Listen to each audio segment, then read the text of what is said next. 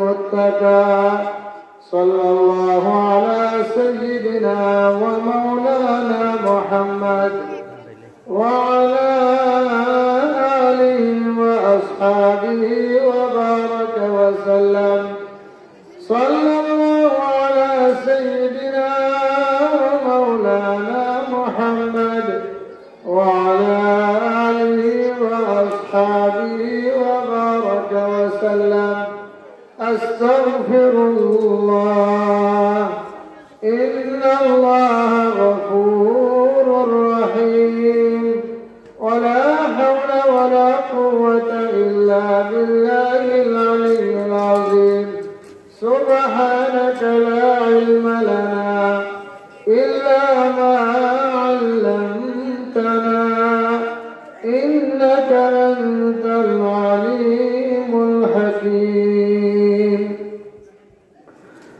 জামিয়া নুরিয়া তাহফিজুল কোরআন মাদ্রাসা এতিমখানার উদ্যোগে আয়োজিত বার্ষিক ইসলামী মহাসম্মেলনের মোহতারাম সভাপতি মুআজ্জাজ উলামায়ে কেরাম শ্রদ্ধাভাজন মুরব্বিয়া উপস্থিত আমার যুবক ভাইরা পর্দার আড়ালে সম্মানিতা পর্দারেশীন মা ও বোনেরা, শত বৎসরের উপরে এই মাদ্রাসা, এটা অকল্পনীয় বিষয়।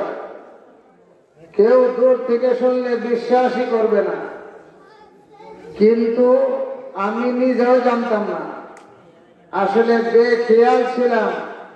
আজকে হিসাব করে দেখা যায় মাদ্রাসার জন্ম 100 বৎসরের উপরে। এটা বরকতময় মাদ্রাসা প্রতিষ্ঠান, যেখানে আওলাদ রাসূলের আগমন হয়েছে।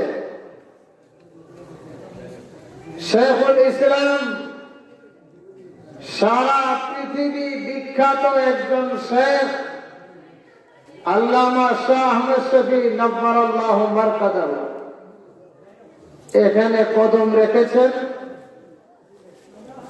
এবং জুনায়েদ বাবনগরী রহমতুল্লাহি আলাইহি, যার পরিচয় সারা পৃথিবীতে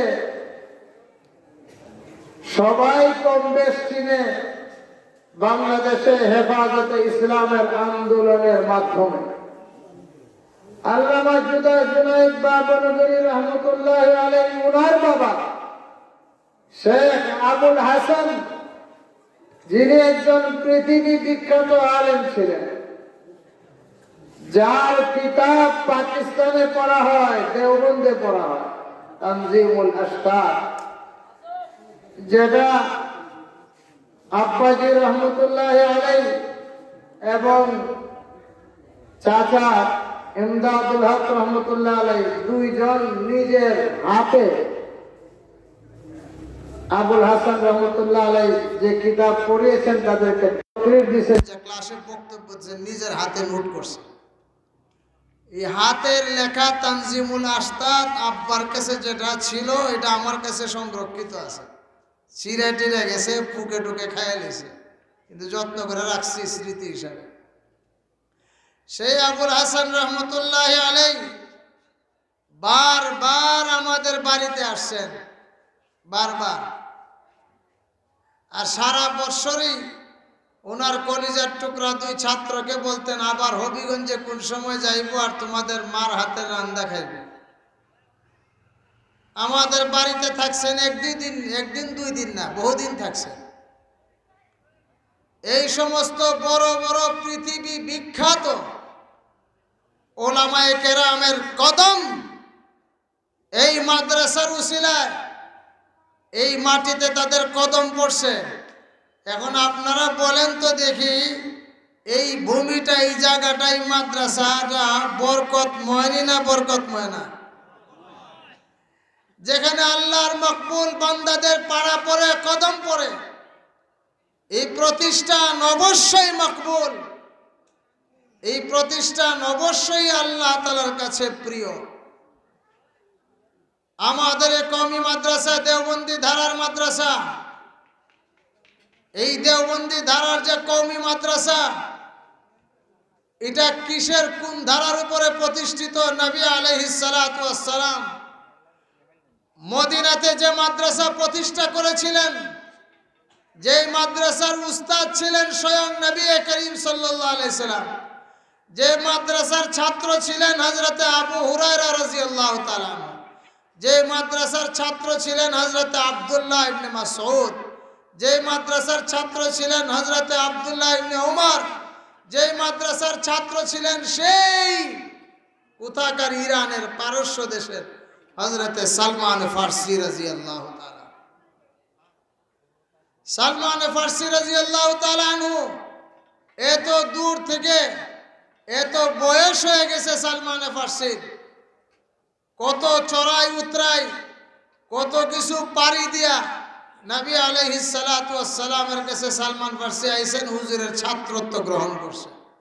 হযরতে বেলাল হাবশী মদিনা বাড়ি না, মক্কাও বাড়ি না, কোথার হাবশার কালা মানুষ নবী আলাইহিস সালাতু ওয়াস সালামের দরবারে এসেছেন, দ্বীনের ইলম শিখেছেন, ছাত্রত্বকে গ্রহণ করেছেন। নবীর প্রতিষ্ঠিত মাদ্রাসার আদলে, সেই নমুনায় নবীর আঙ্গুলের লাঠির ইশারায়, নবী আলাইহিস সালাতু ওয়াস সালামের লাঠির অঙ্কনে, নবী আলাইহিস সালাতু ওয়াস সালামের স্বপ্নে জিয়ারতের মাধ্যমে দেওবন্দ মাদ্রাসা প্রতিষ্ঠা হয়েছে। ওই দেওবন্দের সাথে যে সমস্ত মাদ্রাসা আমাদের কওমি মাদ্রাসা, সবটার কানেকশন হলো দেওবন্দ। দেওবন্দের কানেকশন সরাসরি মদিনার সাথে। আল্লাহু আকবার বলেন। আমাদের এই কওমি মাদ্রাসাকে ছোট করে দেখার কোনো সুযোগ নাই। আজকে বাংলাদেশে আপনারা দেখেছেন, দেড় যুগ পর্যন্ত, 15-16 বছর পর্যন্ত আমাদের এই কওমি মাদ্রাসাকে পেরেশান করা হয়েছে। যখন তখন যা মনে চায় তাই আমাদের কওমি মাদ্রাসার বিরুদ্ধে বিষোদ্গার করা হয়েছে, আলেমদের বিরুদ্ধে বদনাম করা হয়েছে, আলেমদের বিরুদ্ধে বিষোদ্গার করা হয়েছে, আলেমদেরকে মিথ্যা তুহমত দিয়া আলেমদেরকে জেলে পুরা হয়েছে, আলেমদেরকে জঙ্গি বানানো হয়েছে, কওমি মাদ্রাসাকে জঙ্গির আস্তানা বলা হয়েছে, মন্ত্রীদের মুখ থেকে বলা হয়েছে, সংসদে দাঁড়িয়ে কথা বলা হয়েছে। কওমি মাদ্রাসার বিরুদ্ধে এহেন কোনো ষড়যন্ত্র নাই, সব ষড়যন্ত্র হয়েছে। যারা ষড়যন্ত্র করেছিল তাদের অস্তিত্ব বাংলাদেশে নাই, কিন্তু কওমি মাদ্রাসা তাদের সিনা টান করে দাঁড়ায় আছে। কওমি মাদ্রাসার কিছু হয় নাই। আমাদের আকাবিরিন বুজুর্গানে দিন তাদের রক্ত দিয়া, ঘাম দিয়া, একদিকে রক্ত আর ঘাম, আর একদিকে তাহাজ্জুদের রক্ত, চোখের পানি দিয়া আমাদের এই মাদ্রাসাগুলিকে তারা প্রতিষ্ঠা করেছে। দেওবন্দ হ্যায় अनवार मदीना के तजल्ली, देवबंद है अनवार मदीना के तजल्ली, तौहीद की इस शमा से रोशन है ज़माना, तौहीद की इस शमा से रोशन है ज़माना। कासिम जहाँ सूए मदनी जहाँ लेटे, कासिम जहाँ सूए मदनी जहाँ लेटे, इस खाक में मदफून है, इस खाक में महफूज है मिल्लत का खजाना, इस खाक में महफूज है मिल्लत का खजाना। ওই সমস্ত আমাদের দেওবন্দের আকাবিরিন যারা এক একজন এলেমের পাহাড় ছিলেন, এক একজন এলেমের সাগর ছিলেন, একদিকে হাদিসের কিতাব পড়াইতেন, আর একদিকে মানুষের কাছে দ্বীনের দাওয়াত দিতেন, আর একদিকে ওই ব্রিটিশ ক্ষমতাধর যারা সারা পৃথিবীর অর্ধজাহানের মালিক হয়ে গিয়েছিল, মানুষের উপরে জুলুম অত্যাচার করত। আজকে সারা ভারত উপমহাদেশে মুসলমানদের ঈমান তারা কাইরে নিয়েছিল, মুসলমানদের ঈমান কোরআনকে মিটাইবার ষড়যন্ত্র করেছে, মুসলমানদের অস্তিত্বকে এই ভারত উপমহাদেশ থেকে বিলীন করার চেষ্টা করেছে, মুসলমানদের সভ্যতা, কৃষ্টি, কালচার সব ধ্বংস করেছে। অর্থনৈতিকভাবে ওই বাংলাদেশের মুসলমানদেরকে, হিন্দুস্তানের মুসলমানদেরকে তাদের গোলাম বানিয়েছে। আমাদের আকাবিরিনে দেওবন্দ, আমাদের মুরব্বীরা তাদের রক্ত দিয়া জিহাদ করে, ইংরেজের বিরুদ্ধে সংগ্রাম করে এই হিন্দুস্তানকে আজাদ করেছে। এই জন্য স্বাধীনতা স্বাধীনতা করো, আর তোমরা নিজেদেরকে রাষ্ট্রের মালিক মনে করো, সংসদের মালিক মনে করো, রাষ্ট্রের একচ্ছত্র অধিপত্যর মালিক তোমরা নিজেদেরকে মনে করলে হবে না। বাংলাদেশেই প্রথম স্বাধীন না, বাংলাদেশের আগে গোটা হিন্দুস্তান স্বাধীন হয়েছে, এরপরে হিন্দুস্তান থেকে পাকিস্তান আলাদা হয়েছে, পাকিস্তান থেকে এই বাংলাদেশ আলাদা হয়েছে। কিন্তু পুরা উপমহাদেশ পাকিস্তান বাংলাদেশ সহ পুরা হিন্দুস্তান ছিল ব্রিটিশের গোলাম। ব্রিটিশ থেকে কে আজাদ করেছে? কথা বলেন। আমাদের আকাবিরিন বুজুর্গানে দিন।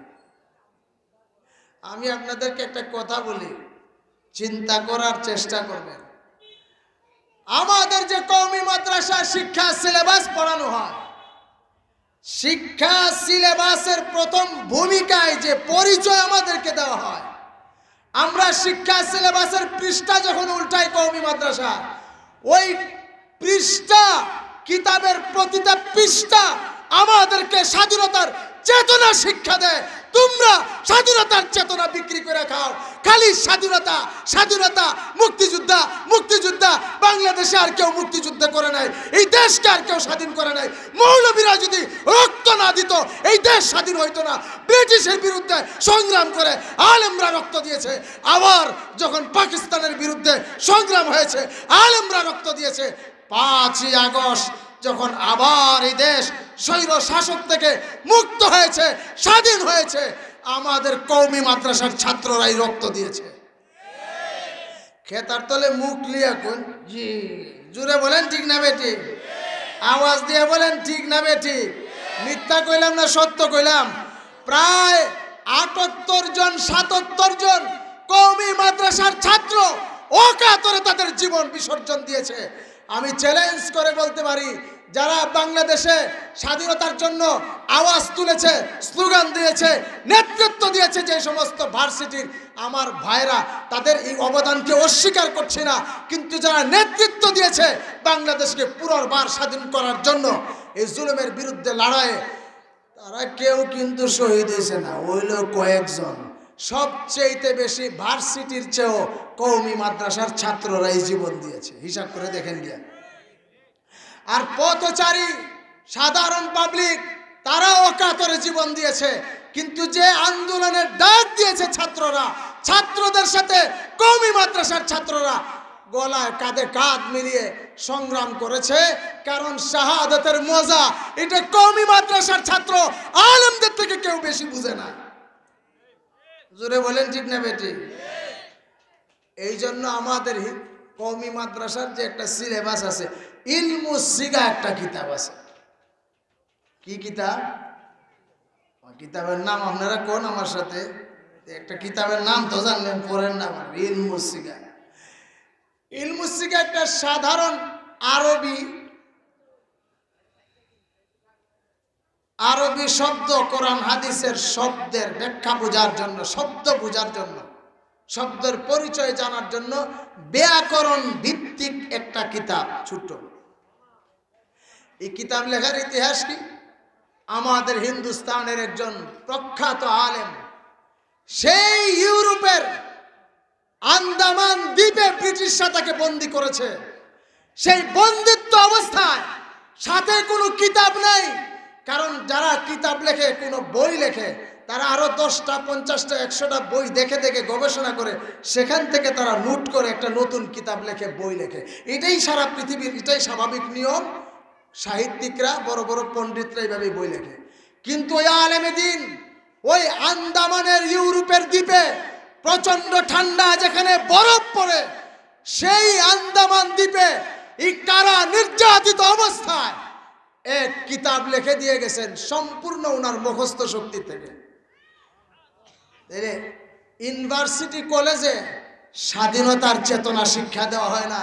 আমাদের কওমি মাদ্রাসায় যখন একটা ছোট্ট ছেলে যে শুধু বুনিয়াদি প্রথম লেভেলের আলেম হওয়ার কিতাব যখন পড়া শুরু করে, তখন যখন তার কিতাবের লেখক দেখে যে এই আমার কিতাব যিনি লিখেছেন, লেখক উনি আন্দামানের দ্বীপে ব্রিটিশের নির্যাতন সহ্য করে কোনো কিতাব ছাড়া মুখস্থ শক্তির থেকে ওই নির্যাতিত অবস্থায় একটা কিতাব লিখেছেন আমাদের তালেবে ইলমদেরকে কোরআন হাদিস শেখার জন্য, বুনিয়াদি শিক্ষা ব্যাকরণ ভিত্তিক কিতাব।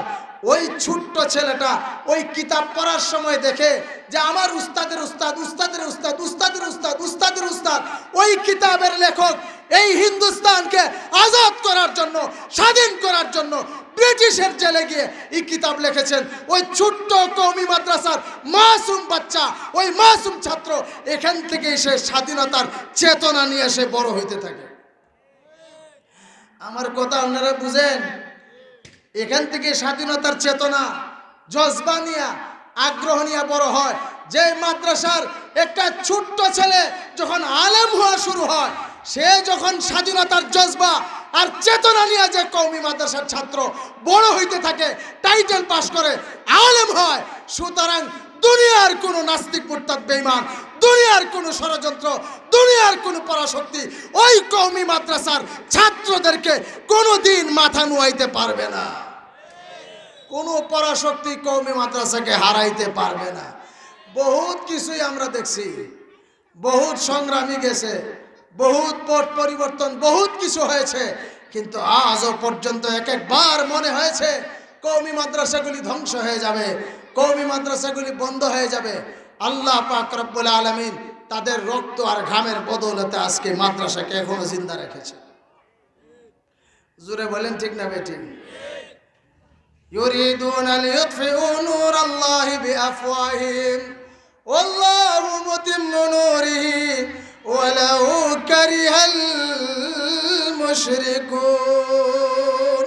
আল্লাহ পাক রব্বুল আলামিন বলেন, আরে কোরআনের যে বাতি আমি আল্লাহ পাক রব্বুল আলামিন দুনিয়াতে প্রজ্বলিত করেছি, মক্কার জমিনে প্রজ্বলিত করেছি, মদিনার জমিনে প্রজ্বলিত করেছি, ওই বাতির পাওয়ার মক্কার ভিতরে সীমাবদ্ধ থাকবে না, মদিনার ভিতরে সীমাবদ্ধ থাকবে না। ওই বাতির পাওয়ার সারা পৃথিবীময়, ওই কোরআনের বাতির পাওয়ার সারা পৃথিবীতে ছড়ায় যাবে, সারা পৃথিবীতে তার আলোক বিস্ফোরণ ছড়ায় যাবে, আলোক রশ্মি সারা পৃথিবীতে ছড়ায় যাবে। দুনিয়ার কোনো মুশরিক মুরতাদ বেঈমান ওই কোরআনের আলোকে সারা জীবন সংগ্রাম করেও কোরআনের আলোকে নিভাইতে পারবে না। কোনো ফুৎকার দিয়ে কোরআনের আলো নিভবে না। কথা কার? কথা কার? আল্লাহ বলেন, হুয়াল্লাযী আরসালা রাসূলাহু বিল হুদা ওয়া দীনিল হক লিইয়ুযহিরাহু আলাদ-দীনি কুল্লিহি ওয়ালাউ কারিহাল মুশরিকুন।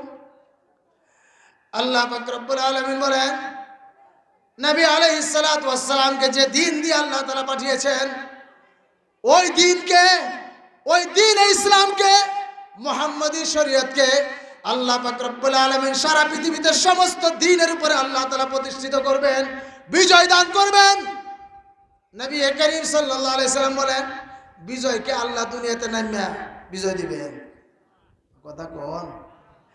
আমরা বিগত সরকারের আমলে আমরা কিছু মন্ত্রীরা পাওয়ার পাইয়া, মসনদ পাইয়া, পুলিশ আর র্যাব নিজেদের ব্যক্তিগত চাকর হিসাবে ব্যবহার করছে।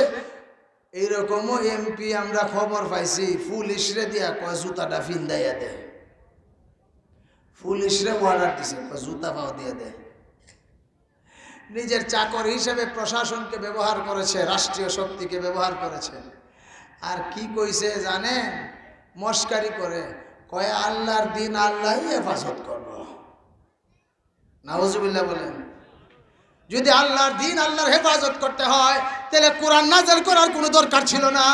আল্লাহর দিন যদি আল্লাহ হেফাজত করতে হইতো তাইলে বদরের ময়দানে সাহাবায়ে কেরামের রক্ত দিতে হইতো না, উহুদের ময়দানে সাহাবায়ে কেরামের রক্ত দিতে হইতো না।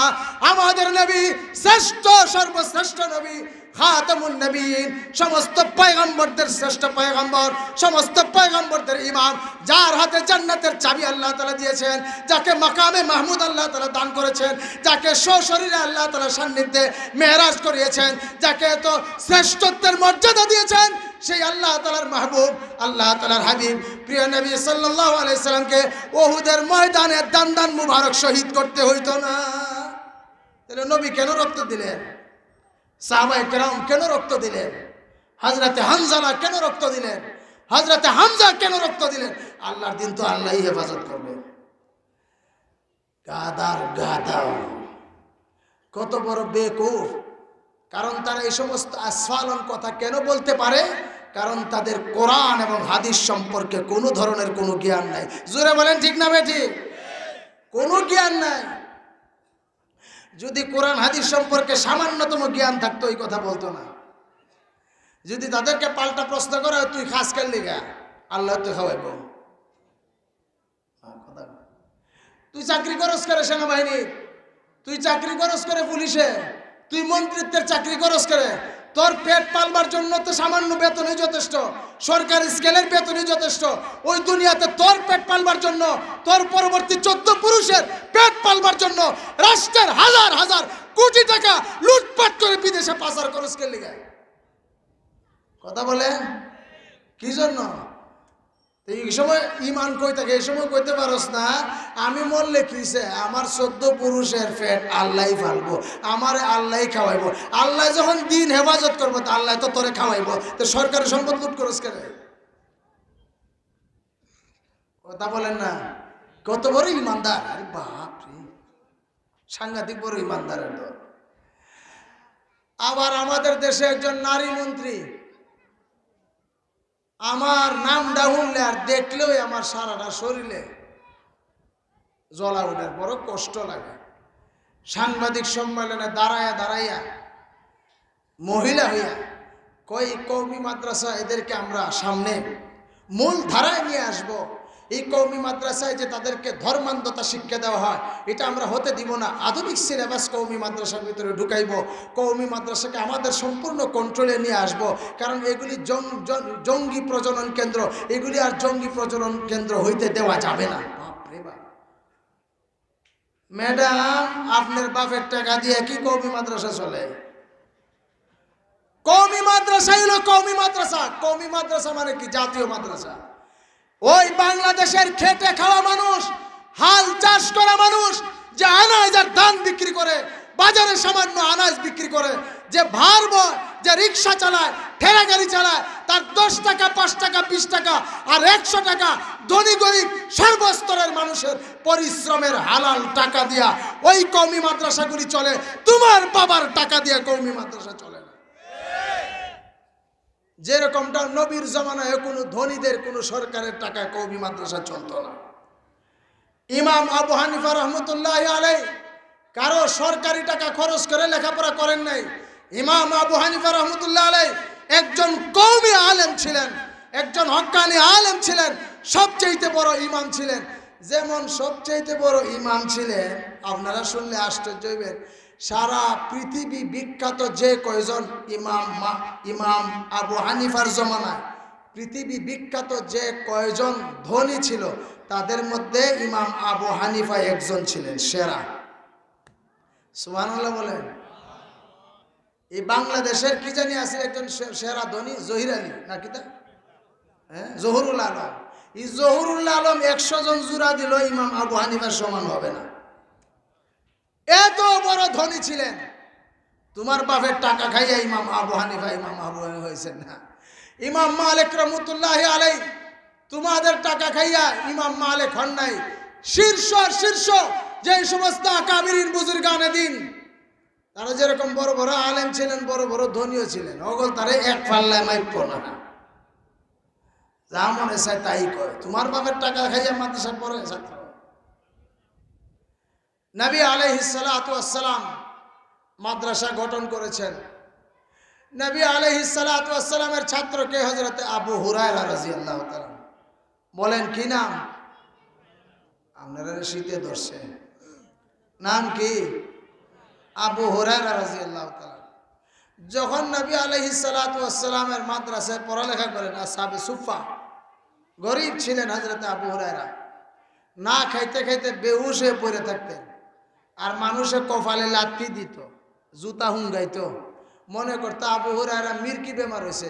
আবু হুরায়রা বলেন, আমার মির্কি বেমার টেমার কিচ্ছু না, আমি কারো কাছে কোনো শেখায়ত করছি না, আমার অভাবের কথা কেউ কইছিও না। আমি দিনকে দিন না খাইতে খাইতে শরীর দুর্বল হইয়া আমার শরীরে খেঁচনি আসছে, আমি বেহুশে পড়ে রয়েছি, আর মানুষে কেউ আমারে ধরেও না, তুললে লুইয়াও যায় না, একটু খাওয়াইতেও নেয় না। মানুষ জানে না আমার দুর্দশার কথা, কারণ আমি নবীর দরবার থেকে যাই না।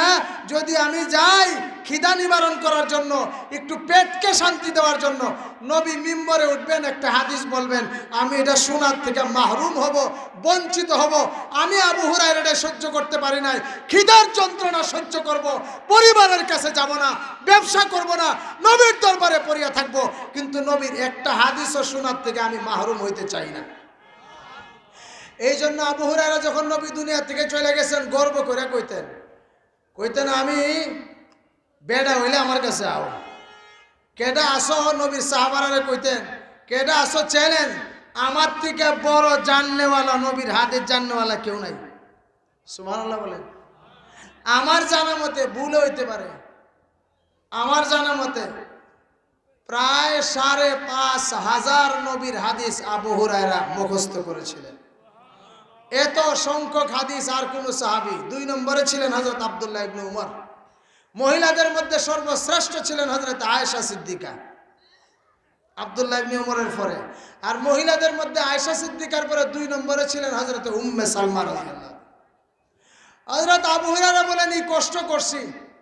এরপরে যখন উমরের শাসন আমলে গভর্নর হয়ে গেছেন মিশরের, এখন রেশমি রুমাল চাদরের মাথা দিয়া নাক ফুসেন, আর আগের কথা স্মরণ হয়ে গেছে, নবীর দরবারে থাকতে যে হাদিস পড়তেন আর কষ্ট করতেন।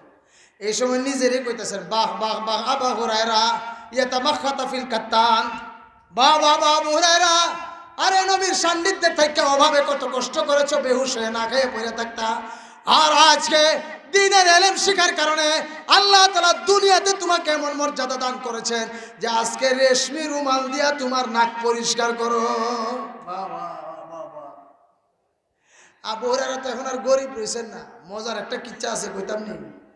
আবু হুরায়রা কেটা কেটা শুনতে রাজি আছেন, আট তুলা না দিলে কইতাম না, সব মজা আছে দেয়া যায়। আবু হুরায়রা রাদিয়াল্লাহু তাআলা এখন তো মিশরের গভর্নর, চেহারাও সুন্দর হয়েছে। মানুষ ধনী হইলে চেহারা এমনি সুন্দর হয়ে যায়, পয়সার গরমে, টেকার গরম, পোশাকের গরম, জুতার গরম। একবেলা দেখবেন টাই লাগাইছে, টাইট প্যান্ট লাগাইছে, শু জুতা লাগাইছে, হে ৮বার সময় দেখবেন উক্কাইয়া আড়ে। ই বেড়ই যখন শু জুতা খুললে লঙ্গি পিন্দে আর স্যান্ডেল জুতা পিন্দে আড়ে, এই সময় দেখবেন সেপটা হইয়া আড়ে। আপনারা দেখেন, আমরা জোয়ান ছেলের মধ্যে ২ জাতের বাপ দেখা যায়। যখন স্যান্ডেল পিন্দা লঙ্গি পিন্দা সাধুর বাজার আড়ে, এই সময় দেখবেন সেপটা হইয়া পাও শেষরাই আড়ে, কসর কসর কসর কসর আওয়াজ শোনা যায়। আর যে সময় দেখবেন শু জুতাটা লাগাইছে কানুড়া জুতা, কামুসা, আর টাইট ফ্যান্ট আর টাই লাগাইছে, আর ইন করে শার্টটা পিনছে ফ্যান্টের ভিতরে দিয়া। আর যে সময় সেজদা দে মসজিদ, নাউজুবিল্লাহ নাউজুবিল্লাহ পিছিদা দেয়া যায় বলতো, এই সময় দেখবেন আড়ে যে উক্কাইয়া আড়ে, তো গরম আছে। আবু হুরায়রা রাদিয়াল্লাহু তাআলা এখন ধনী, চেহারা সুন্দর হয়েছে। ও মা, এখন আবু হুরায়রা ঘোষণা দিছেন আমার বিয়া শাদী দরকার। সুবহানাল্লাহ। চতুর্দিক থেকে বড় বড় লোক, মহিলা, তালাক প্রাপ্তা অনেক মহিলা থাকে না, নিজে ধনী, নিজে সম্পদ আছে, স্বামী মারা গেছে নাইলে ছেড়ে দিছে, নিজে ধনী, টাকা পয়সা আছে, এখন ভালো স্বামী খুঁজে যার ভালো অবস্থান আছে। চতুর্দিক থেকে আবু হুরায়রার কাছে প্রস্তাব আওয়া শুরু হয়েছে, অমুক মহিলা বিয়া বইতো, অমুক মহিলা বিয়া বইতো, অমুক মহিলা বিয়া বইতো। আবু হুরায়রা কোনোটাই অ্যাকসেপ্ট করছেন না। যাচাই বাছাই করতে করতে একজন সম্ভ্রান্ত মহিলার প্রস্তাবকে গ্রহণ করছেন। না জানি মহিলার বয়স আবু হুরায়রার চেয়েও বেশি। আবু হুরায়রা নওজোয়ান, বিবাহের প্রস্তাব হয়েছে, আবু হুরায়রা গ্রহণ করছেন। কেউ তো কেউ চেহারা দেখছেন না, বিয়া হয়ে গেছে। বিয়া শাদী যখন হয়েছে, বাসর করে গেছেন, উন্না সরাইতে ওই আবু হুরায়রা চিন্না লাইছেন, কিন্তু মহিলা আবু হুরায়রা এখনো চিনে নাই। এই মহিলাকে আবু হুরায়রা রাদিয়াল্লাহু তাআলা আনহু ওই মহিলার গোলাম ছিলেন। মহিলা ছিল আবু হুরায়রার মালিক মুনিব। সুবহানাল্লাহ বলেন। আরো মুখ আটায় বয়ে থাকতা, আর জোরে বলেন সুবহানাল্লাহ। ওই মহিলা হইল মুনিব, আবু হুরায়রা ছিলেন তার গোলাম। কত অসহায় অবস্থা ছিল। আর যখন তখন মুনিব তো মুনিব, ওই আগের জমানায় গোলামরা যা ইচ্ছা তা অর্ডার করে। যদি কত কান্দা দে কান্দা উঠতে বয়ে যাবো, কিচ্ছু করার নাই। আবু হুরায়রা চিন্না কিচ্ছুই কইছেন না, বুঝতেও দেন নাই। মহিলা তো চিনছেই না। আবু হুরায়রা বলেন রাখো, মজা শিখাইতেছে। কার কাছে বিয়া বইছে?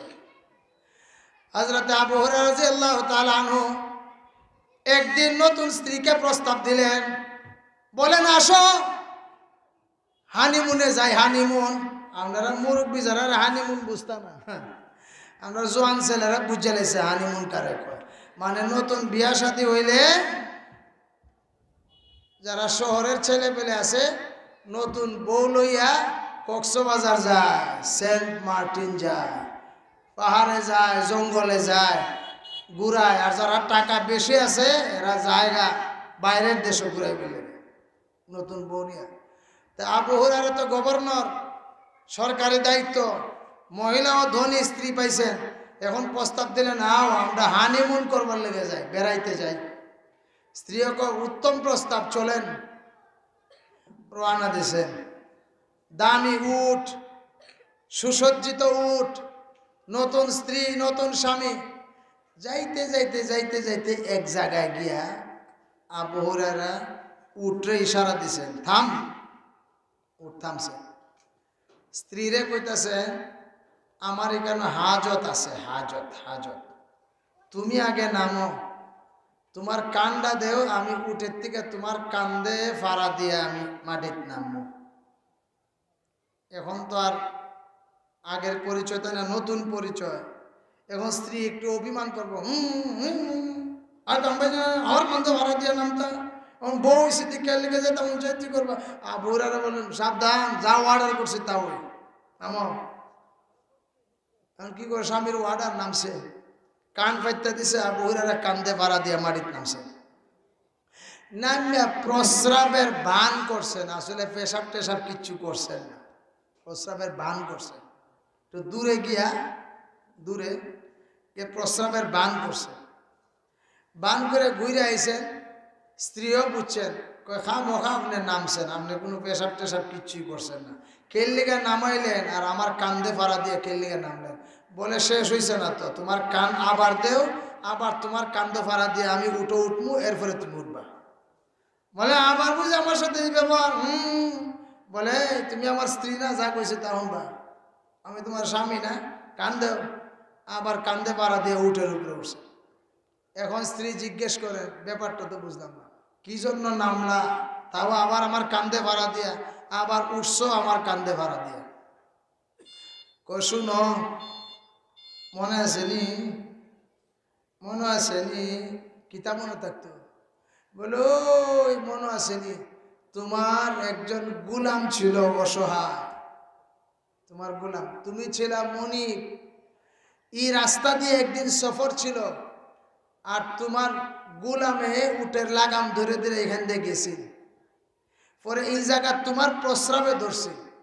পরে গোলাম রে কইছিল তোর কান্দা দে, ফাড়া দিয়ে নামতাম। তোমার গোলামে কান দিছে, কান্দে পাড়া দিয়া তুমি নামিয়া এখানে প্রস্রাব করছিলা। এরপরে আবার তোমার গোলামের কান্দে ফাড়া দিয়া উটের উপরে উঠছিল, আসমান দিকে পড়ছে। ও ইন্না লিল্লাহি ইন্না লিল্লাহি ইন্না লিল্লাহি। এটা আবার তুমি জানো কেমনে? কোথাকার কোন জমানার কথা, কত বছর কয় যুগ আগে। হ্যাঁ, আমার তো একটু একটু মনে পড়তেছে, আমার একটা ছোট্ট গোলাম ছিল, তরুণ, এখান দিয়ে সফরে গেছিলাম, তার কান্দে পাড়া দিয়ে। হ্যাঁ, তুমি যা বলছো সব ঠিক, কিন্তু তুমি জানো কেমনে? আজকের মিশরে এই জায়গার মধ্যে তুমি কিভাবে জানলা? বলে এইটাই তো ঘটনা, এইটাই তো ঘটনা। হযরত আবু হুরায়রা এবার মুখ খুলেন, বলেন তোমার সেই গোলাম আমি ছিলাম। আমার আগে নাম ছিল আরেকটা, আর এখন নাম পরিবর্তন হয়েছে। আমার মাহবুব, আমার মাসুক, প্রিয় নবী করিম সাল্লাল্লাহু আলাইহি ওয়াসাল্লাম আমার নাম পরিবর্তন করে আমার নাম রাখছেন আবু হুরায়রা। এটা তো নবী আলাইহিস সালাতু ওয়াস সালাম এমনি ডাকছেন, এই নামই আমার প্রসিদ্ধ হয়ে গেছে। আবু হুরায়রা এই নামেই প্রসিদ্ধি হয়ে গেছে, তার আসল নাম নিয়ে ইখতিলাফ হয়ে গেছে, কতজনে যে কত নাম কইছে, কিন্তু প্রসিদ্ধ হইল আবু হুরায়রা। আবু হুরায়রা সব স্মরণ করায় দিছে যে তোমার গোলাম ছিলাম আমি, কিন্তু তোমার গোলাম থাকার অবস্থায় আমি আরেকজনের গোলামি করতাম। এটা মিলকিয়াতের গোলামি ছিল না, এটা তার আধ্যাত্মিক গোলামে আমি আবদ্ধ হয়ে গিয়েছিলাম। প্রিয় নবী মুহাম্মদুর রাসূলুল্লাহ সাল্লাল্লাহু আলাইহি সাল্লাম, যিনি সর্বশ্রেষ্ঠ মহামানব নবী করিম সাল্লাল্লাহু আলাইহি সাল্লামের গোলামি করতাম। একদিকে তোমার গোলামি, এটা ছিল তোমার মালিকানার গোলামি ছিলাম আমি, তোমার গোলামি করতাম, কিন্তু আরেকজনের আধ্যাত্মিক গোলামের শিকলে আমি বাঁধা ছিলাম। নবী করিম সাল্লাল্লাহু আলাইহি সাল্লামের সোহবতে সময় কাটিয়েছি, নবীর কাছ থেকে ইলম শিখার কারণে আল্লাহ পাক রব্বুল আলামিন দুনিয়াতে আমার দাম বাড়ায় দিয়েছে। এখন নবীর ইলমের বদৌলতে, নবীর হাদিসের বদৌলতে আল্লাহ পাক রব্বুল আলামিন সরকারি এত বড় চাকরি আমারে দিয়া দিয়েছেন। এখন আমার কোনো কিছুর অভাব নাই। এখন তুমি আমার টাকার গরম আর সিংহাসনের গরম দেখিয়া আইয়া আমার কাছে বিয়া বইছো, জানো আমি তোমার সেই গোলাম। ওই দিনটাকে ইয়াদ করায় দেওয়ার জন্য, স্মৃতিটা স্মরণ করায় দেওয়ার জন্য, স্মৃতিচারণ করার জন্য তোমার নিচে নামাইলাম আর তোমার কান্দে পাড়া দিয়া নামলাম উঠলাম।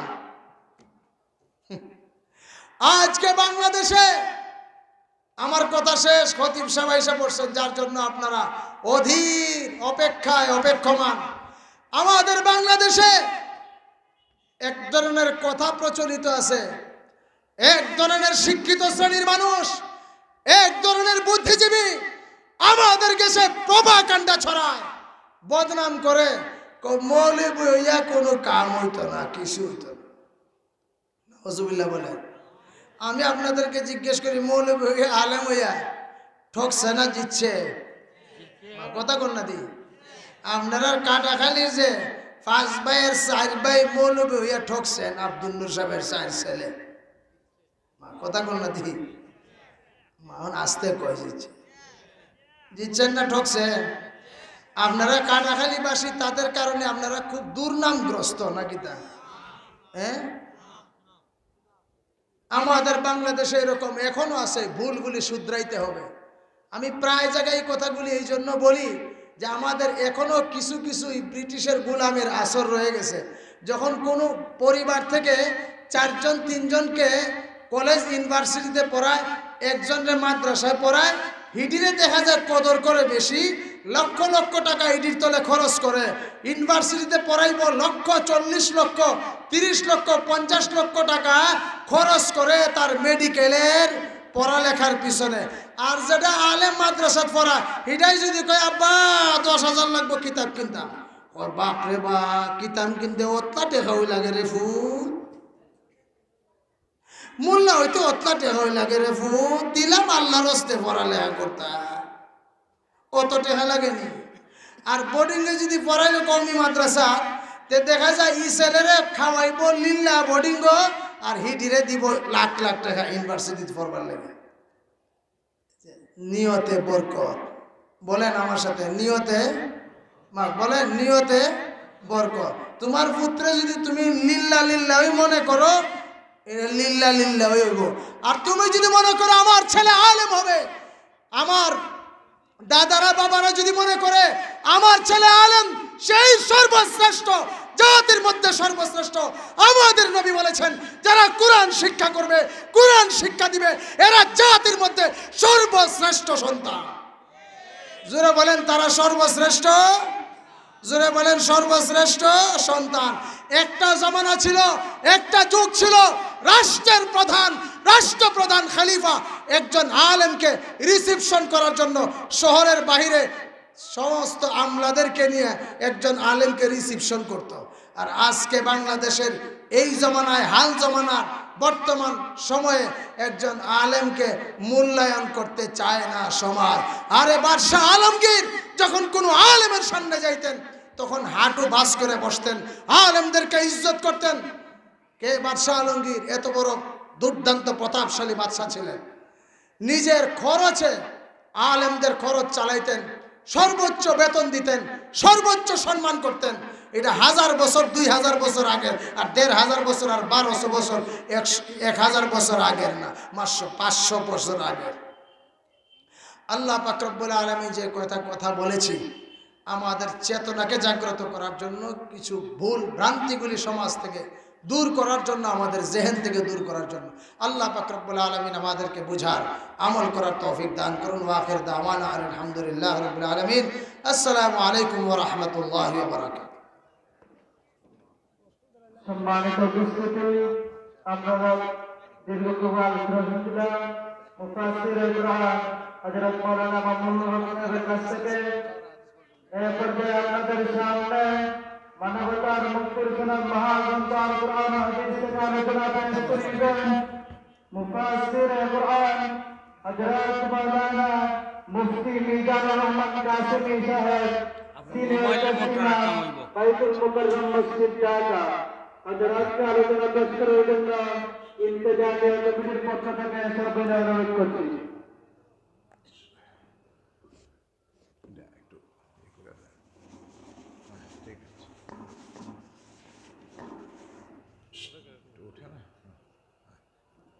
ঠিক আছে, চলবে।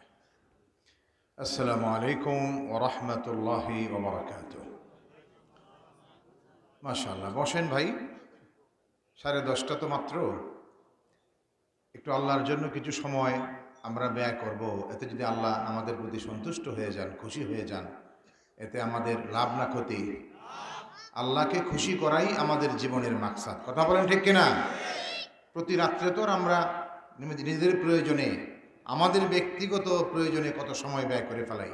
আজকের রাতটা আমরা আল্লাহর শান, আল্লাহর গুণকীর্তন, আল্লাহ পাকের মহত্ব, বরত্ব, এগুলি বলার জন্য, শোনার জন্য, এবং আমাদের ঈমান আমলি কিছু বিষয় আলোচনা করার জন্য আজকে আমাদের এই আয়োজন।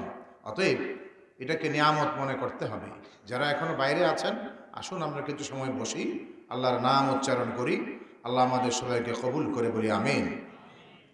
আলহামদুলিল্লাহি ওয়া কাফা ওয়া সালামুন আলা ইবাদিহিল্লাযীনা ইসতাফা। أما بعد فأعوذ بالله من الشيطان الرجيم.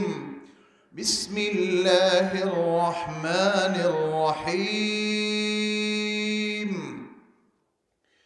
قل بفضل الله وبرحمته فبذلك فليفرحوا هو خير مما يجمعون. وقال تعالى: لو أنزلنا هذا القرآن على جبل لرأيته خاشعا متصدعا من خشية الله.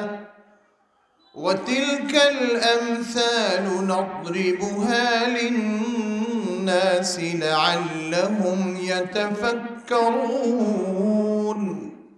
وقال تعالى: إنا عرضنا الأمانة على السماوات والأرض والجبال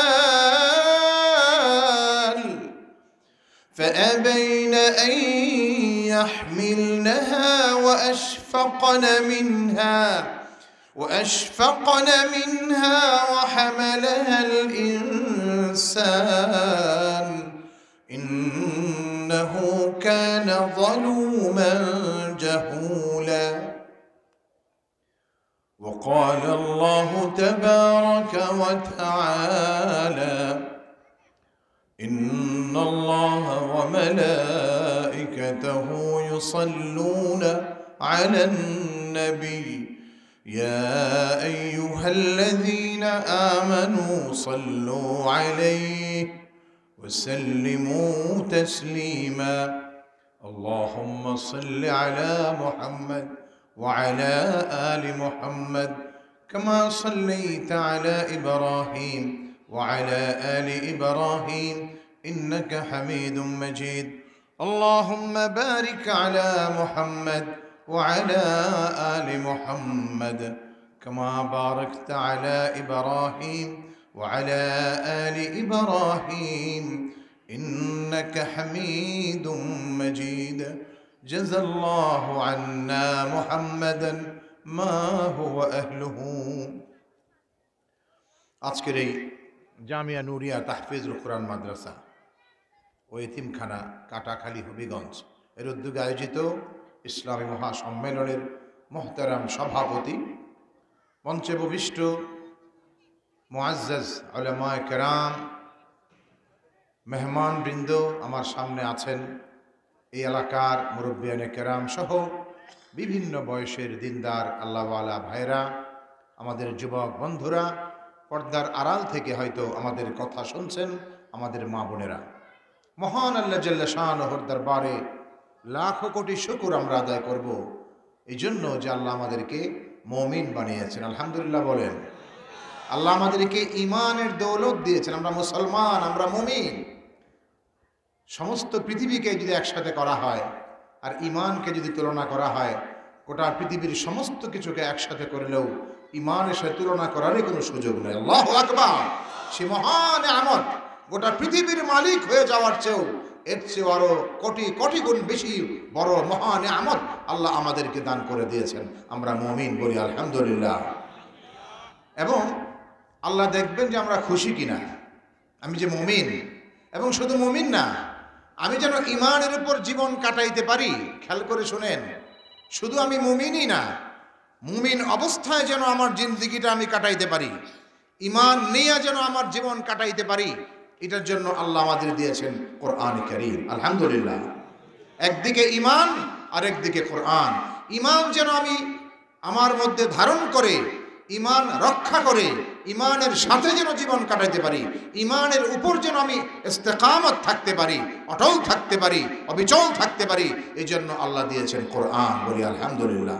এই দুইটা নিয়ামত যারা পাইছে, আল্লাহ বলেন ফাবিযালিকা ফালইফরাহু, তাদের উচিত হইল এই নিয়ামতগুলি পায়া খুশি হওয়া, আনন্দিত হওয়া। তারা যেন আনন্দিত হয়। ভাইরা আমার, আমরা কতটা খুশি আমি জানি না। আল্লাহ যে আমাদেরকে মুমিন বানাইছেন, আল্লাহ আমাদেরকে কোরআনের মতো মহা নিয়ামত দান করেছেন। যদি আমরা প্রকৃত অর্থেই খুশি হইতাম, তাহলে এই মাঠ কেন, আশপাশের এলাকা, মানুষ তো এখানে জায়গা ধরার কথা ছিল না। যে আল্লাহ আমাদেরকে যে ঈমান দিলেন, আমি মুমিন, আমাকে আল্লাহ যে কোরআন দিলেন, সেই কোরআনের কথা যেখানে আলোচনা হচ্ছে, সেটার জন্য মানুষ পাগলের মতো এখানে ছুটে আসতো, যদি সত্যিকার অর্থেই বুঝতো যে আসলে কত বড় মহা মূল্যবান নিয়ামত আল্লাহ আমাদের দান করেছেন। মুআজ্জাজ হাজিরিন, এই ঈমানের জন্যই, এই কোরআনের জন্যই আমাদের প্রিয় নবী, আখির নবী, বিশ্ব নবী, রাহমাতুল আলামিন মুহাম্মদ আরবি সাল্লাল্লাহু আলাইহি ওয়াসাল্লাম, তিনি দিনের পর দিন, মাসের পর মাস, বছরের পর বছর যে কষ্ট, যে ত্যাগ আর কোরবানি তিনি করেছেন, এটা বারবার আমরা শুনি, কিন্তু আমরা ভেতরে ব্যাপারগুলোকে কেমন যেন ধারণ করতে চাই না। আমাদের হৃদয়টাকে কেন যেন স্পর্শ করে না, আমাদের গভীরভাবে কেমন যেন উপলব্ধি করতে চাই না। খুদ আল্লাহ নবী, আমরা যেন ঈমানদার হয়ে যাই, এই আখির জমানার মানুষ, আমরা যাতে ঈমান নিয়ে জীবন কাটাইতে পারি, তিনি চিন্তা করেছেন, আমাদের জন্য ফিকির করেছেন, চিন্তা করেছেন, রাত জেগে জেগে কান্না করেছেন, চোখের পানি ছেড়েছেন। আল্লাহ আমার উম্মত যারা আসবে, এরা যেন ঈমানের সাথে, আমলের সাথে, নেক আমলের সাথে জীবনটা কাটাইতে পারে, কোরআনের উপর যেন তারা অটল থাকতে পারে, এটার জন্য তিনি কেঁদেছেন, ফরিয়াদ করেছেন। এবং মক্কার লোকরা যখন তার সাথে বিদ্রোহ করলো, অত্যাচার শুরু করলো, তিনি ভাবলেন একটু বাইরে যাই। সেখানকার মানুষগুলি হয়তো একটু তায়েফ, একটু দূরে, আপনারা যারা গেছেন উমরা করতে বা হজ করতে, নিশ্চয়ই তায়েফের ওই জায়গাটা দেখে আসছেন অনেকেই। তো এত উঁচুতে, প্রায় 6000 ফিট উপরে, সেখানে শৈশবে তিনি ছিলেন, আবার নবুয়ত পাওয়ার পরে গেলেন তায়েফে। কেন?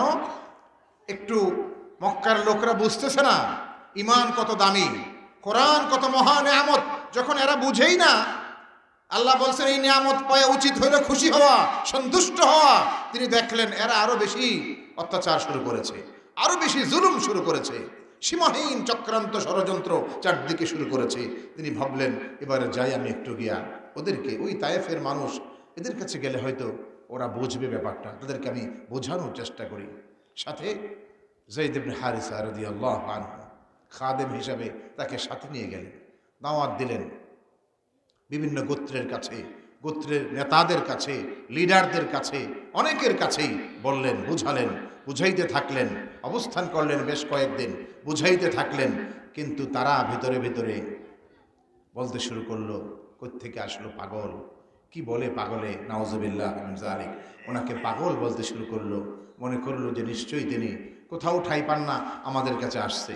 এলাকার নেতাগুলি, এলাকার লিডারগুলি ঐক্যবদ্ধ হয়ে তারা এক সময় তার বিরুদ্ধে যুবকদেরকে লেলায় দিছে যে তাকে জলদি এই এলাকার থেকে বের করো, যেমনে পারো, অত্যাচার করে হলেও, জুলুম করে হলেও, শারীরিক নির্যাতন করে হলেও তায়েফ থেকে বের করে দাও। যুবকরা সব এক হয়ে গেছে। দেখেন, এই ধরনের শয়তানি চক্রান্ত ওই যুগেও ছিল।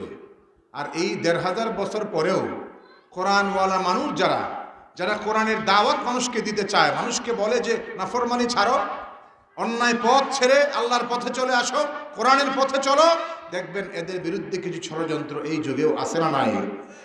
হাক্কানি আলেম, হাক্কানি উলামায়ে কেরাম যারা দ্বীনের সহি কথা বলেন, দ্বীনের সঠিক ব্যাখ্যা যারা দেন, ওই মানুষগুলোর বিরুদ্ধে এই যুগেও কিছু ভণ্ড, কিছু বেয়াদব, কিছু জাহেল, কিছু মূর্খ এবং সেই নেতা নামের কিছু বাজে মানুষ, দুশ্চরিত্রের কিছু মানুষ, এরা এই দেশের আলেম ওলামাদের বিরুদ্ধে লেগে যায়, চক্রান্ত করে, নানা রকমের দুষ্টামি করে, তাদেরকে বদনামি করে, তাদেরকে হয় প্রতিপন্ন করে, তাদের মানুষের সামনে তাদেরকে ছোট করতে চায়। কিন্তু আল্লাহ রাব্বুল আলামিন কোরআনকেও হেফাজত করবেন এবং কোরআনওয়ালা মানুষদের ইজ্জত আল্লাহ নিজে রক্ষা করবেন ইনশাআল্লাহ।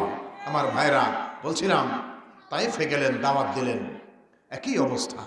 সেখানকার লোকগুলি উল্টাপাল্টা শুরু করে দিল, যুবকদেরকে লেলিয়ে দিল, অত্যাচার শুরু করে দিল, শারীরিক নির্যাতন শুরু করে দিল। আল্লাহ নবী তায়েফে থাকতে পারছেন না, তারা দাওয়াত কবুল করছে না, তিনি পেরেশান হইলেন, কি হবে, তায়েফে থাকাই যাবে না। দেখলেন না, এমন অবস্থা এক পর্যায়ে শুরু হলো, তার উপর অত্যাচার করতে করতে পাথর নিক্ষেপ করতে শুরু করলো। পাথরের আঘাতে আঘাতে আল্লাহ নবীর সমস্ত শরীর রক্তাক্ত হয়ে যাচ্ছিল, শরীর থেকে রক্ত বেয়ে বেয়ে নিচের দিকে ঝরে পড়ছিল। যায়েদ ইবনে হারিসা একমাত্র ব্যক্তি তার সাথে ছিলেন, তিনি একা মানুষ, তিনি রক্ষা করে, তাকে আঘাত থেকে রক্ষা করতে তিনি পারেন নাই। শরীর রক্তাক্ত হয়ে গেছে, এমন শরীর, দুধে আলতা শরীর, এমন তার হাত ছিল, শরীর ছিল এমন তুলতুলে নরম, হাতের কথা বলা হয়েছে যে রেশমের চেয়েও নরম।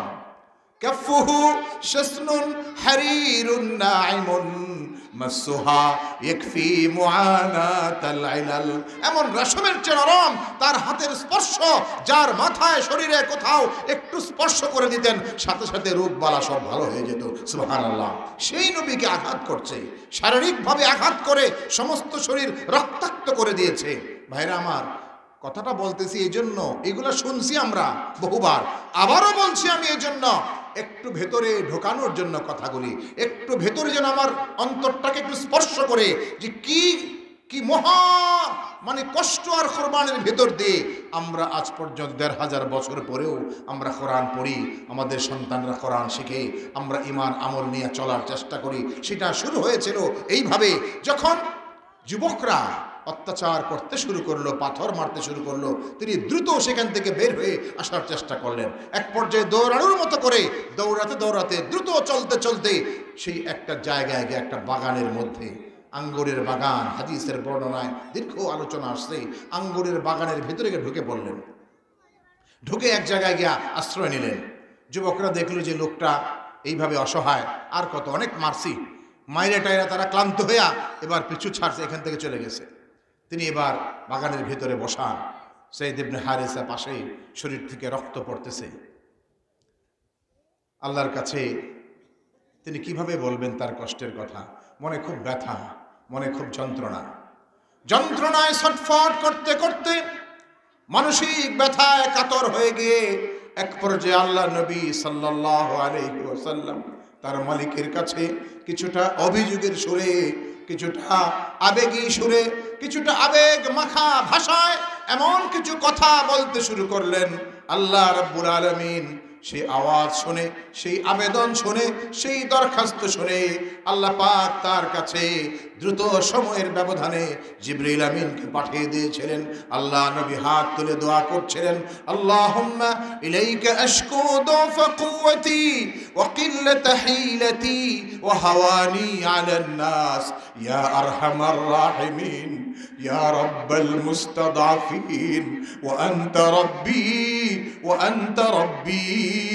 ইলা মান তাকিলুনি আম ইলা আদুইন মাল্লাকতাহু আমরি। আল্লাহ, ও আমার মালিক, আমার এই কষ্টের কথা, আমার এই অপমান লাঞ্ছনার কথা আজকে আমি আপনার কোরআনের দাওয়াত দিতে এসে এই মানুষগুলির কাছে মক্কা থেকে অনেক দূরে, বহু দূরে, ৬০-৭০ মাইল দূরে, এত দূরের মানুষের কাছে এসেও যখন দাওয়াত দিলাম, উল্টা এরা আমার উপর শারীরিক নির্যাতন করলো। আমি এখন কোথায় যাব? আমার এই কষ্ট, আমার এই লাঞ্ছনা বঞ্চনা, আমার এই অপমান, এই কথা আমি কার কাছে বলবো? মালিক, আপনার কাছেই বলছি, কারণ আপনি তো আমার মালিক। আপনি তো আমাকে পয়গম্বর বানিয়ে, শেষ জামানার নবী বানিয়ে দুনিয়াতে পাঠিয়েছেন। আল্লাহ, আপনি তো রব্বুল মুস্তাদাফিন, যারা অসহায়, যারা দুর্বল, যারা অসহায়, তাদের রব আপনি। ওয়া আনতা রাব্বি, আর আপনি তো আমারও রব। আল্লাহ, ইলা মান তাকিলুনি, কার হাতে, কাদের হাতে আপনি আমাকে ছেড়ে দিয়েছেন? নাকি যারা আমার দুশমন, যারা আমার জানের দুশমন, যারা আমার প্রকৃত শত্রু, নাকি এদের হাতেই আমার দায়িত্ব আপনি ছেড়ে দিয়েছেন? ও মালিক, আল্লাহ, আপনার কাছে আমি জানতে চাই, এটা কি এরকম কিনা বিষয়টা যে আপনি আমার দায়িত্ব এদের হাতে ছেড়ে দিয়েছেন? আবার তিনি বলছেন, আল্লাহ, ইল্লাম ইয়াকুন বিকা গাদাবুন আলাইয়া ফালা উবালি। আল্লাহ, এত কিছুর পরেও আমি শেষ কথা এটা বলতে চাই, আল্লাহ, আমার কষ্টের কথা তো আপনার কাছে বললাম, একটু অভিযোগ করেই ফেললাম, তবে হ্যাঁ, আমি এটাও বলছি, এত কষ্ট, এত যন্ত্রণা, আমার শরীর থেকে রক্ত ঝরছে, এটা কোনোই কিচ্ছু না, আমি এটাকে কষ্ট মনে করি না। আপনি যদি আমার প্রতি নাখুশ না হয়ে থাকেন, আপনি যদি অসন্তুষ্ট না হয়ে থাকেন, আপনি যদি আমার প্রতি রাজি থাকেন, খুশি থাকেন, অসন্তুষ্ট না হয়ে থাকেন, তাহলে এই কষ্ট, এটাকে আমি কোনো পরোয়াই করি না, এটাকে আমি কিছুই মনে করি না। আল্লাহ, আপনি খুশি থাকলে এটার জন্য আমার কোনো অসুবিধা নাই।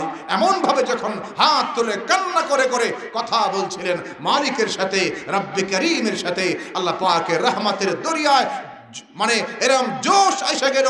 আল্লাহ পাক সাথে সাথে জিবরাইল আমিনকে হুকুম করলেন, জলদি যাও, আমার দোস্ত বড় বেশি কষ্ট পেয়ে গেছেন, বড় বেশি ব্যথিত হয়ে পড়েছেন, তাকে যাও গিয়ে সান্ত্বনা দাও, এবং তিনি কি বলতে চান, কি বিচার চান, যারা তার উপর অত্যাচারটা করলো, এইভাবে তাকে কষ্ট দিল, এই ব্যাপারে তিনি কি চান জিজ্ঞেস করো।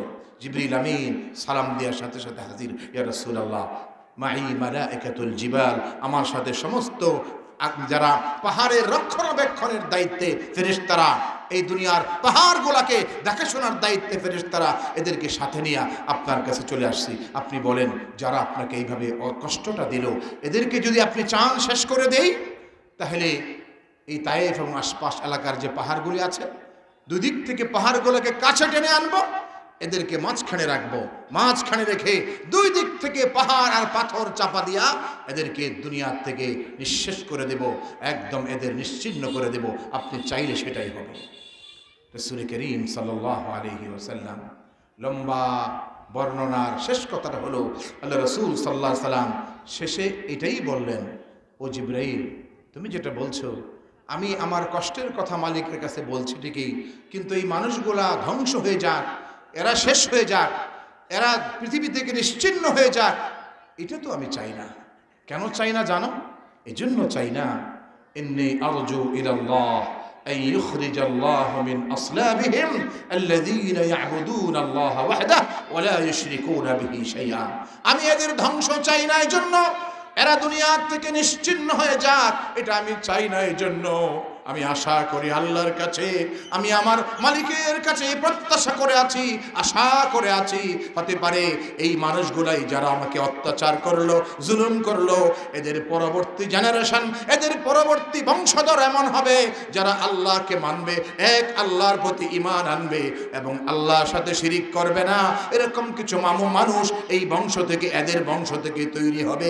এজন্য আমি চাই না এরা ধ্বংস হয়ে যাক। আল্লাহু আকবার। আমার ভাইরা, একটু উপলব্ধি করুন, একটু বোঝার চেষ্টা করুন যে রাসূল এই ধরনের পরিস্থিতির সম্মুখীন তাকে হতে হয়েছে। ঈমানের দাওয়াত, কোরআনের দাওয়াত মানুষের কাছে পৌঁছাতে গিয়া এত কিছুর পরেও তিনি শুধু বলছেন, আল্লাহ আমি চাই না ধ্বংস। যখন তিনি মার খেলেন, আঘাতপ্রাপ্ত হলেন উহুদের ওই জায়গাটা এখনো আছে। এই বছর গত রমজানের আগে সফরে গিয়েছিলাম। উহুদের ওই জায়গাটা অনেকে হয়তো গিয়েছেন, যেখানে রাসূল করিম সাল্লাল্লাহু আলাইহি ওয়াসাল্লাম আহত হওয়ার পরে দাঁত দুটো ভেঙে গেছে সামনের দিকে, কপালের এই পাশে হেলমেট, লোহার টুপি ভেঙে গিয়া আপনার আঘাত লেগেছে, দুটা কড়া ভিতরে ঢুকে গেছে, লোহার কড়া, হেলমেটের কড়া ভেঙে মাথার ভিতরে ঢুকে গেছে, রক্ত পড়তেছে। সাহাবারা তাকে ধরে নিয়ে এক জায়গায় নিয়ে, পাহাড়ের একটু উঁচু জায়গা, সেখানে তাকে সেবা করলেন, একটু রক্ত পড়া বন্ধ হওয়ার জন্য প্রাথমিক চিকিৎসা করলেন। সেই জায়গাটা যেখানে তিনি বিশ্রাম নিয়েছিলেন, ওই যেতে যেতে উহুদ পাহাড়ের ওই জায়গাটাতে গিয়েছিলাম দেখার জন্য।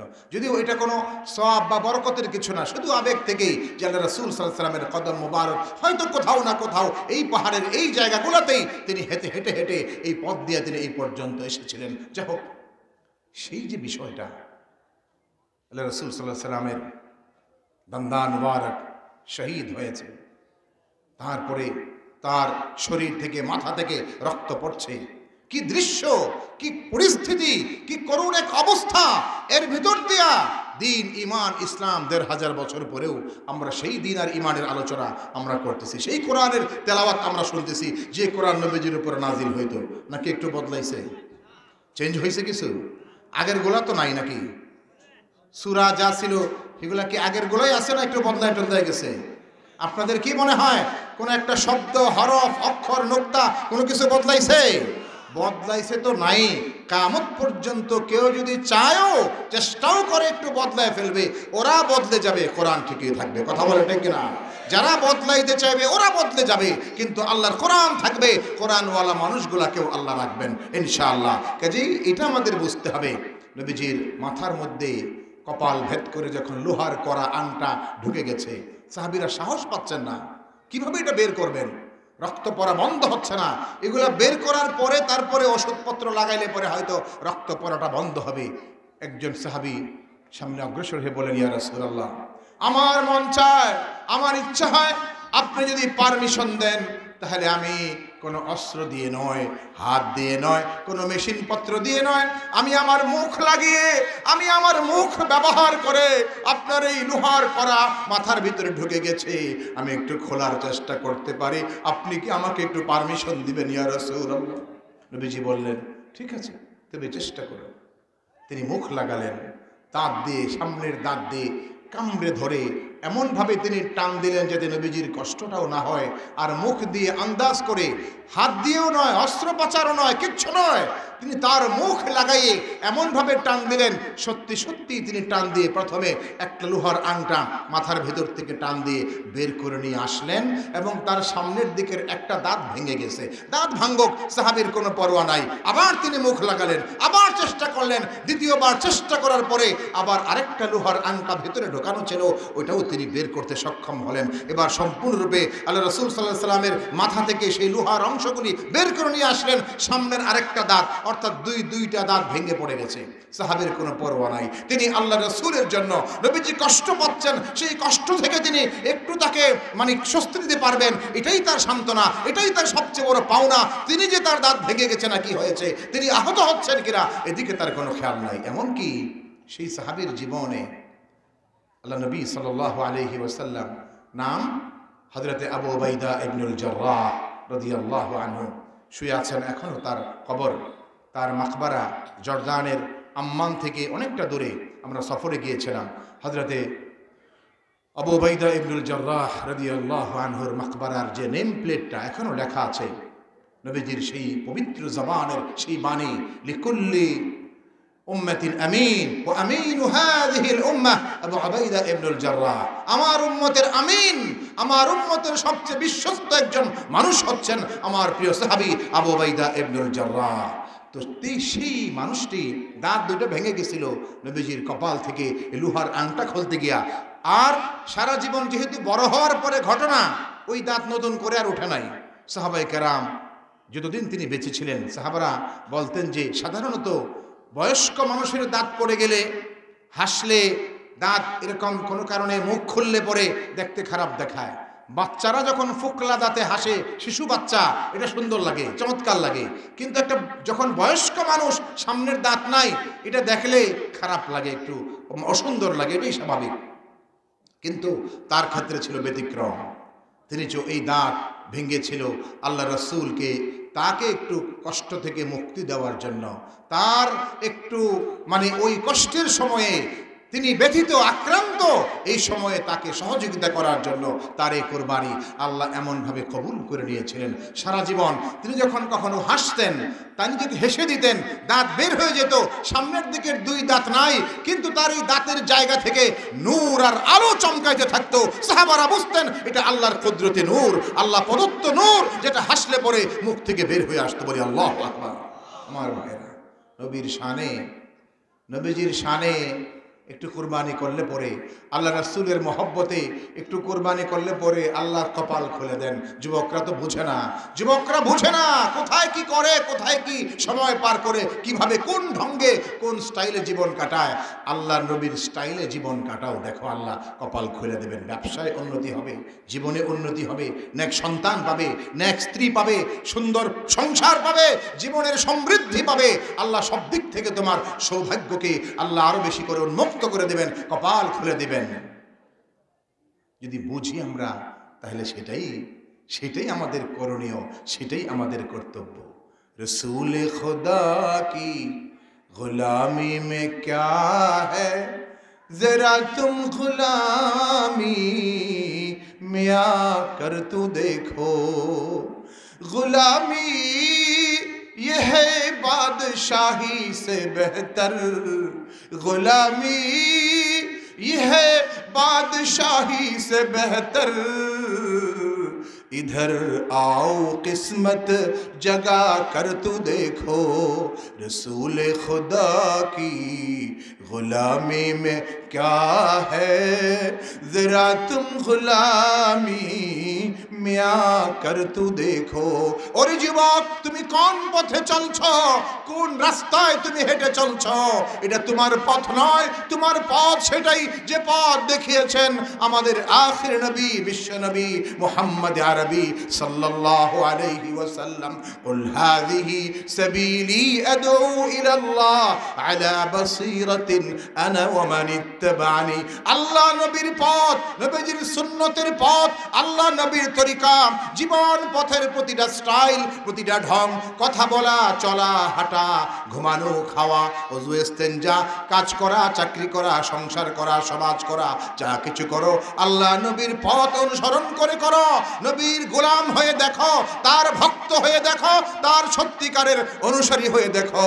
আল্লাহ তোমার কপাল খুলে দেবেন, আল্লাহ তোমার ভাগ্যকে সুপ্রসন্ন করে দেবেন। সেটাই কবিতায় বলেছেন, আসো তুমি রাসূলের পথে, আল্লাহ তোমার কপালকে আল্লাহ খুলে দেবেন। তুমি এখনো বুঝো নাই আমার ভাইরা, এত কুরবানি, এত ত্যাগ, এত কিছুর পরে আমরা পেয়েছি কিন্তু সেই নিয়ামত। আল্লাহ বলছেন খুশি হও না, খুশি হওয়ার ব্যাপার, তুমি তো হাসতেও চাও না, আনন্দিত হতে চাও না, এই মহান নিয়ামত পায়া শুকরিয়া তো আদায় করো না। শুকরিয়া কেমনে? মুখে যদি আলহামদুলিল্লাহ, আলহামদুলিল্লাহ আল্লাহ আপনি আমার মুসলমান বানাইছেন, ইমানদার বানাইছেন, আলহামদুলিল্লাহ। কোরআন শরীফ, আলহামদুলিল্লাহ, মসজিদে তো কোরআন শরীফ আছে, আলহামদুলিল্লাহ, বাসায় কয়েক কপি আছে, আলহামদুলিল্লাহ। এটা শুকরিয়া নয়, শুকরিয়া হচ্ছে আল্লাহ আপনাকে ইমানের মহা দৌলত দিয়েছেন, কোরআনের মতো মহা নিয়ামত দিয়েছেন। অন্তত দিনের মধ্যে, সারা দিনের মধ্যে হলেও আপনি 10 মিনিট 15 মিনিট, আপনি 24 ঘন্টা, সাড়ে 23 ঘন্টা আপনি কাটাইয়া দেন আপনার প্রয়োজনীয় কাজে। 30 মিনিট 15 মিনিট 20 মিনিট হলেও কোরআন শরীফ একটু হাতে নেন না, একটু পড়েন না, তেলাওয়াত করেন না একটু।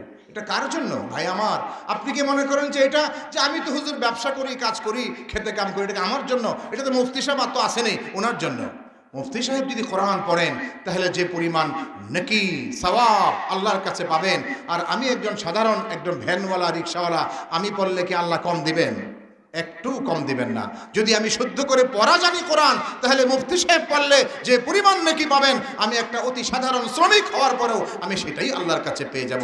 দেশের রাষ্ট্রপতি উনি যদি ঘুম থেকে উঠে আল্লাহর কোরআন তেলাওয়াত করেন, আর দেশের একটা সাধারণ নাগরিক যেটা পথে ঘাটে কাজ করে সে যদি কোরআন শরীফ পড়ে, আল্লাহ পাক দুজনে যদি কোরআন সহি করে পড়তে পারে, আল্লাহ কি বাদশাকে বেশি দিবেন, শ্রমিককে কম দিবেন? এটা না, এটা আল্লাহ পাক এরকম বেইনসাফি করবেন না। বলছিলাম শুকরিয়াটা আদায় করতে হবে কিভাবে? আজকের মুসলিম সমাজে যেটা আমরা দেখি, সকাল সন্ধ্যা দুপুর বিকাল আমাদের পার হয়ে যায়, কত ব্যস্ততা, কত কাজ, কত রকমের কত কিছুর মধ্যে, অথচ মুসলমান আমাদের জন্য মহান নিয়ামত আল্লাহ দিলেন। বলেন খুশি হও, তুমি সন্তুষ্ট হও, সেই সন্তুষ্টি আর খুশির এজহার তোমার কথায় কাজে আমলে প্রকাশ পাওয়া চাই। সকাল থেকে ঘুম থেকে উঠে আপনি কাজে যাবেন, অফিসে যাবেন, খেতে যাবেন, খামারে যাবেন, কারখানায় যাবেন, আপনার ফ্যাক্টরিতে যাবেন, যান। সকালবেলায় ঘুম থেকে উঠে আজান যখন হয়ে যায় নামাজটা পড়েন, ফরজ নামাজটা আদায় করেন, নামাজটা শেষ করে 10 খতম কোরআন শরীফ পড়িয়া ঘর থেকে যেতে পারেন। আপনার জন্য সুযোগ রাখছেন রাসূল করিম সাল্লাল্লাহু আলাইহি ওয়াসাল্লাম, যে 10 খতম কোরআন শরীফ পড়িয়া আপনি ঘর থেকে এত পরিমাণ নেকি সাথে নিয়ে আপনি যাইতে পারেন।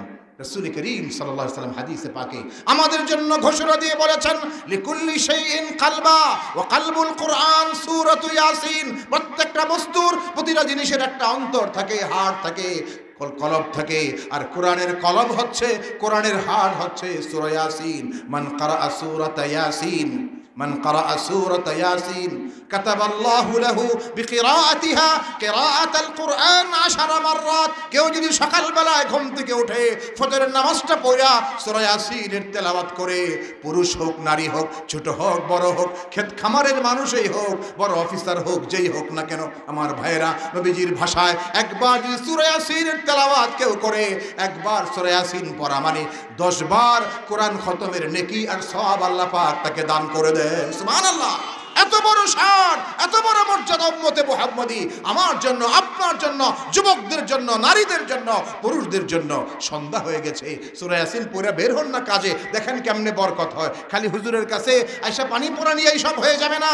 কিছু কাজ, কিছু দায়িত্ব পালন করতে হবে। মুসলমান হিসেবে আমি যে মুমিন, সেই অনুভূতি আমার মধ্যে থাকতে হবে, সেই মর্যাদা বোধ, আত্মমর্যাদা বোধ আমার মধ্যে থাকতে হবে। আমার কর্ম, আমার কাজ, আমার ভাবনা, আমার চিন্তা সবকিছু হবে সুন্দর, সবকিছু হবে পবিত্র, সবকিছু হবে পরিচ্ছন্ন, আল্লাহর জন্য, সন্তুষ্টির জন্য, আল্লাহ সন্তুষ্টির জন্য।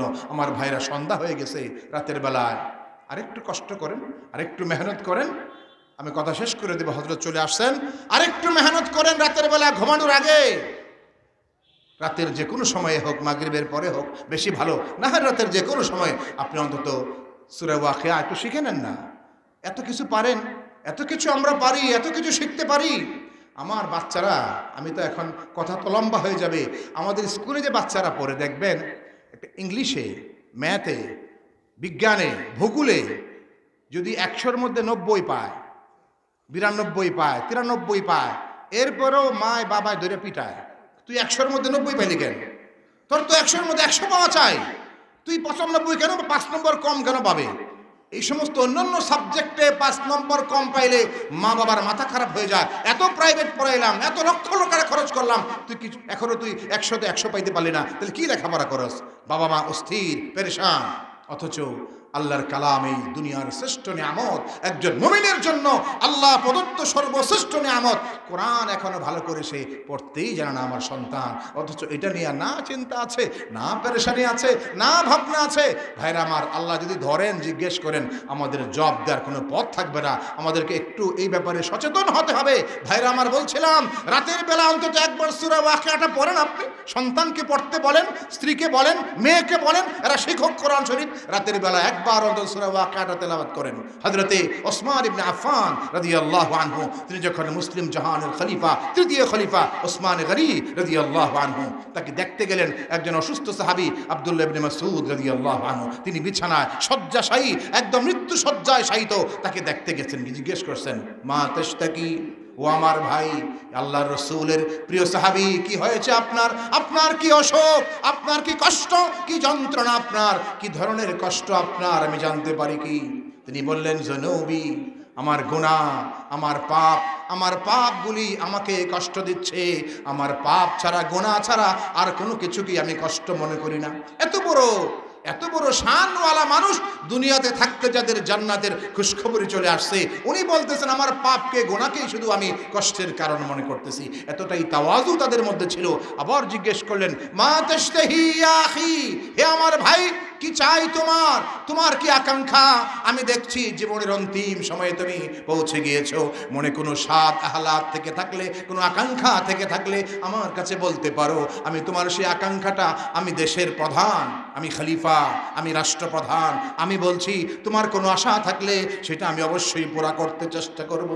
এবার তিনি উত্তর দিচ্ছেন, আমার আশা বলতে, আকাঙ্ক্ষা বলতে, জীবনের অন্তিম সময়ে আমার আশা এতটুকু, আরজু রাহমাত রাব্বি, আমি আমার রবের রহমত চাই, এছাড়া আর কিচ্ছু না। দুনিয়ার আর কোনো কিছু নিয়ে আমি ভাবি না। আল্লাহর রহমত যদি পেয়ে যাই আমি, আমার আল্লাহ পাকের রহমত যদি আমার শামিলে হাল হয়, তাহলে এই দুনিয়াতে আমার আর কোনো কিছুরই আকাঙ্ক্ষা বলতে কিচ্ছু নাই। বাদশা বললেন, খলিফা বললেন, আচ্ছা ভাই আমার, হে রাসূলের প্রিয় সাহাবী, তোমার কাছে আরেকটা কথা বলি।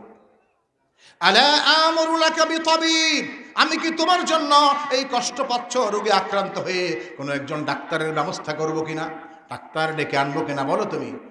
উনি উত্তর দিলেন, ডাক্তার দিয়ে আমি কি করব? আত-তাবিবু আমরাদানি, যিনি ডাক্তার, যিনি তাবিব, তিনি তো আমাকে রোগ দিয়েছেন, অসুখ দিয়েছেন। অর্থাৎ তিনি বলতে চাইলেন, আল্লাহ যিনি আমার মালিক, তিনি আমাকে অসুস্থতা দিয়েছেন, রোগ দিয়েছেন। এখন আমি ডাক্তারের শরণাপন্ন হতে চাই না। ঠিক আছে, যদি তাই হয় তাহলে শেষ কথা তার, তিনি বললেন, তোমার কাছে আরেকটি কথা বলি, তুমি আমার অনেক প্রিয়, নবীজির অনেক প্রিয় মানুষ। ছোট্ট বয়সে নবীজির কাছে তিনি এসে সবক নিয়া কোরআন শিখেছিলেন। কোরআনের এত বড় মাহের ছিলেন যে তার ওই সময়ে এত বড় মাহের আর দ্বিতীয় কেউ ছিলেন না।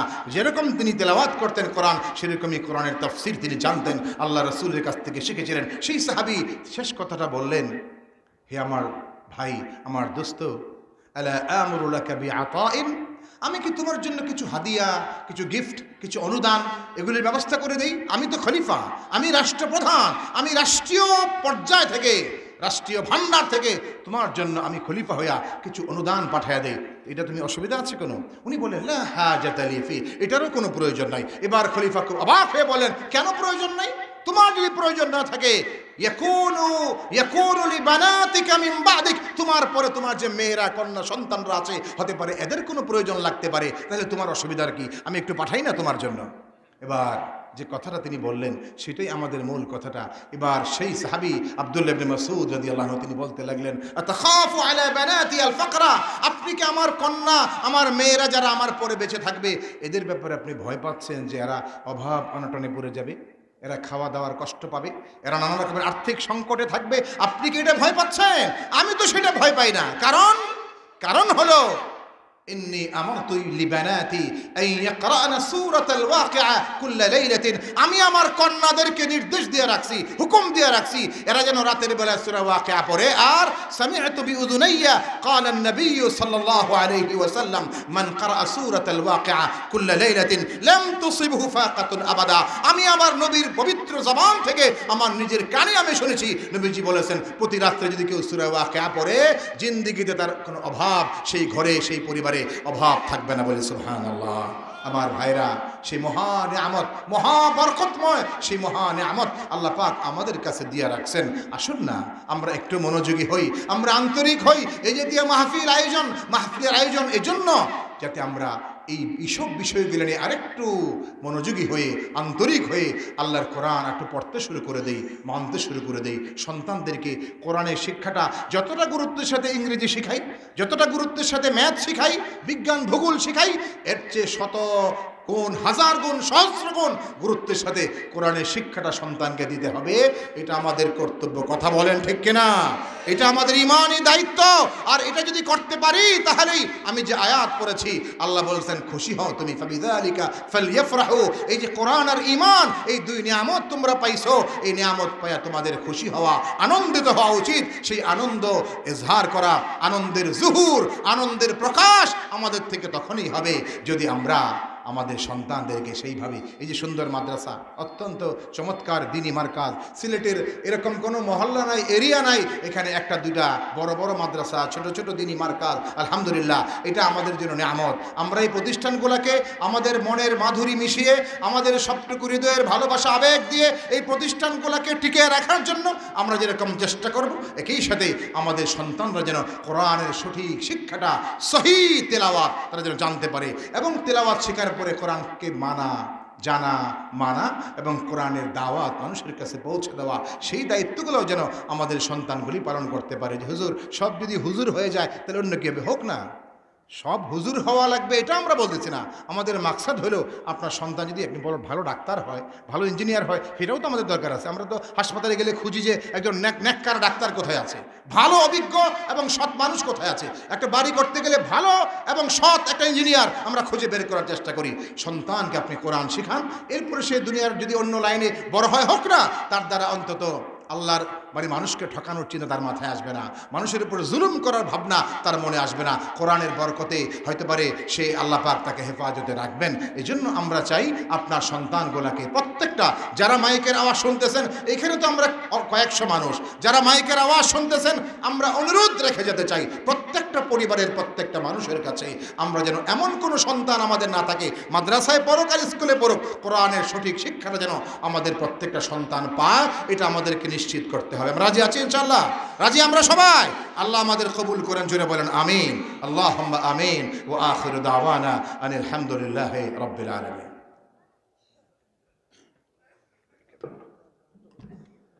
আল্লাহু আকবার।